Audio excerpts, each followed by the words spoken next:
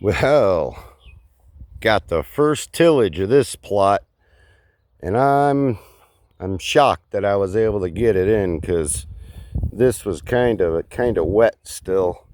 Like, what I do to check is I'll go in and and if I smear it, and you see how it does that, it smears instead of just breaking up, then I usually would wait a little bit longer.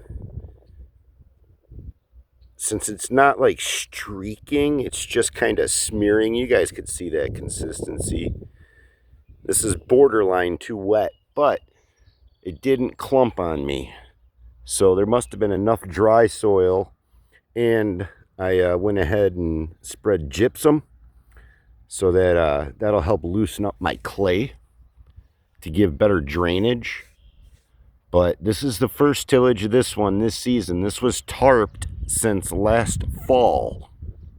And then in February, I took the tarp off and we had to let it air out because there was so much water, and we don't have gutters on that pole barn. Okay, that's a 40 by 70 pole barn. So we get almost 1,000 gallons of water off of that roof with just a ½ inch of rain.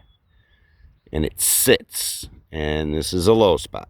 So going with the raised beds, it's going to raise the growing area up so that the roots aren't as saturated, sitting in the saturation. But I finished this plot and I started putting fabric on it. You can see that, right? But that bed shaper worked really well. You can see these are the walking path here, and then these are the 30-inch beds.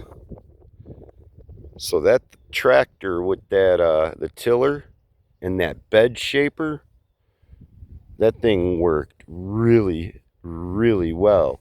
Like, you can see how much it's raised. Okay, so that works. And now these, I'll finish tarping them or covering them with fabric. And what I'll do is I'll take a blowtorch and I'll melt holes so that I can plant. This is going to be all like tomatoes and peppers and stuff like that.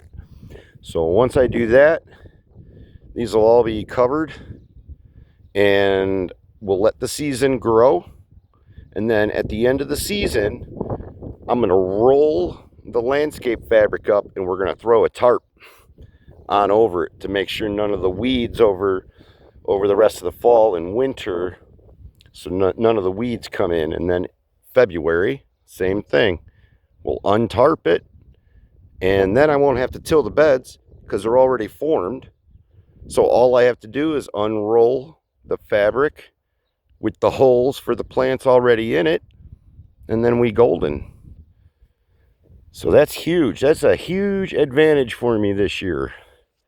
I didn't have that privilege last year. I broke down and spent the money on the landscape fabric. I didn't want to, but I got it. So that's what we did today. I'm taking a break and I'm done for the evening. I'm starting tomorrow.